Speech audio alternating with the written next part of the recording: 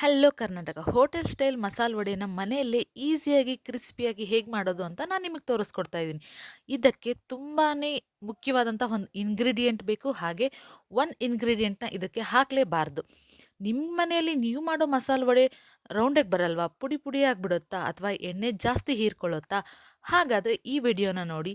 ತುಂಬಾ ರೌಂಡಾಗಿ ನೀಟಾಗಿ ಬರೋ ಮಸಾಲೆ ವಡೆ, ಹಾಗೆ ಸ್ವಲ್ಪನೂ ಎಣ್ಣೆ ಕುಡಿದೇ ಇರೋ ಹಾಗೆ ಮಸಾಲೆ ವಡೆನ ಹೇಗೆ ಮಾಡೋದು ಅಂತ ನಾನು ನಿಮಗೆ ಈ ವಿಡಿಯೋದಲ್ಲಿ ತೋರಿಸ್ತಾ ಇದ್ದೀನಿ. ಕ್ರಿಸ್ಪಿಯಾದ ಮಸಾಲೆ ವಡೆಗೆ ಈ ವಿಡಿಯೋನ ಪೂರ್ತಿಯಾಗಿ ಎಲ್ಲೂ ಸ್ಕಿಪ್ ಮಾಡದೆ ನೋಡಿ. ಇಲ್ಲಿ ನಾನು ಫಸ್ಟು 2 ರಿಂದ 3 ಗಂಟೆಗಳ ಕಾಲ ಕಡಲೆಬೇಳೆನ ನೀರಲ್ಲಿ ನೆನೆ ಹಾಕಿಟ್ಟಿದ್ದೀನಿ.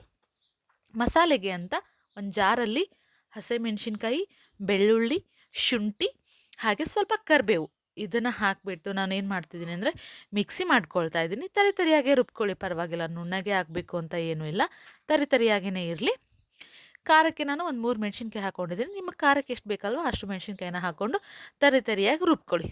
ಇದಾದಮೇಲೆ ಇದಕ್ಕೆ 2 ಗಂಟೆಗಳ ಕಾಲ ನೆನೆಸಿರೋ ಕಡಲೆಬೇಳೆನ ಹಾಕಿಬಿಟ್ಟು ನೀಟಾಗಿ ತರಿಯಾಗಿ ರುಬ್ಕೊಳ್ಳೋಣ. ಇಲ್ಲಿ ಒಂದೇ ಟಿಪ್ ಏನಪ್ಪ ಅಂತಂದರೆ, ನೀವು ಇದಕ್ಕೆ ಸ್ವಲ್ಪ ಕೂಡ ನೀರು ಮಿಕ್ಸ್ ಮಾಡಬಾರ್ದು. ಹಾಗೇ ಏನು ನೆನೆಸಿರ್ತೀವಲ್ಲ ಅದೇ ಕಡಲೆಬೇಳೆನೇ ತರಿಯಾಗಿ ರುಬ್ಕೊಂಡ್ರೆ ಸಾಕು.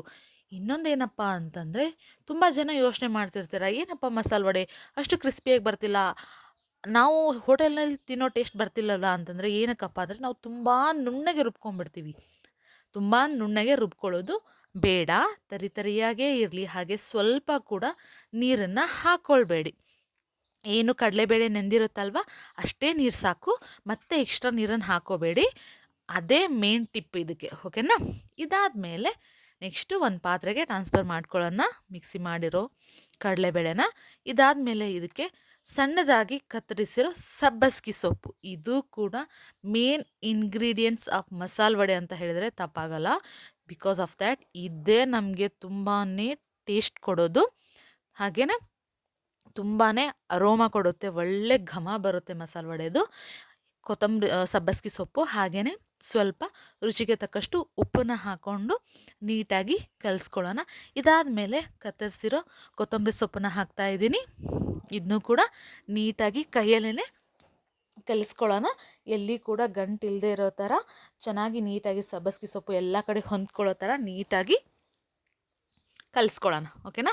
ಇದಾದಮೇಲೆ ನಾವು ಏನು ಮಾಡೋಣಪ್ಪ ಅಂತಂದರೆ, ಒಂದು ಮೀಡಿಯಮ್ ಸೈಜ್ ಈರುಳ್ಳಿನ ಚಿಕ್ಕದಾಗಿ ಕಟ್ ಮಾಡಿಕೊಂಡು ಇದಕ್ಕೆ ಹಾಕೊಳ್ಳೋಣ. ತುಂಬ ದೊಡ್ಡದಾಗಿ ಕಟ್ ಮಾಡ್ಕೋಬೇಡಿ ಈರುಳ್ಳಿ, ಸ್ವಲ್ಪ ಮೀಡಿಯಮ್ ಆಗೇ ಇರಲಿ, ಓಕೆನಾ?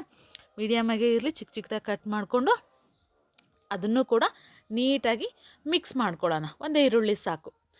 ಆಮೇಲೆ ನಾನು ನಿಮ್ಗೆ ಆಗಲೇ ಹೇಳಿದೆ, ಇದಕ್ಕೆ ಒಂದು ಇಂಗ್ರೀಡಿಯೆಂಟ್ನ ನೀವು ಮಿಸ್ ಮಾಡಬೇಡಿ, ಅಂದರೆ ಹಾಕಬೇಡಿ ಅಂತ. ಯಾವುದಪ್ಪ ಅಂತಂದರೆ ಸೋಡಾ ಪುಡಿ.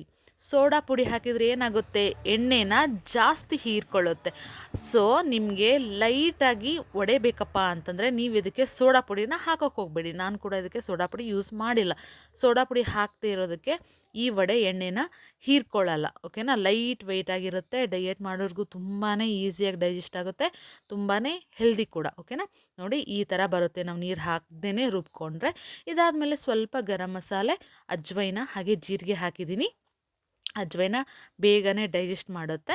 ಇದಾದಮೇಲೆ ಬಿಸಿ ಬಿಸಿ ಎಣ್ಣೆ ಕಾದಿದೆ, ಬಿಸಿ ಬಿಸಿ ಎಣ್ಣೆಗೆ ನಾವು ಏನು ಮಸಾಲೆ ರೆಡಿ ಮಾಡ್ಕೊಂಡಿದ್ದೀವಲ್ಲ ವಡೆಗೆ ಅಂತ, ಅದನ್ನೆಲ್ಲನೂ ನೀಟಾಗಿ ಕೈಯಲ್ಲೇ ಸ್ಪ್ರೆಡ್ ಮಾಡಿಕೊಂಡು ರೌಂಡಾಗಿ ಹಾಕೋಣ.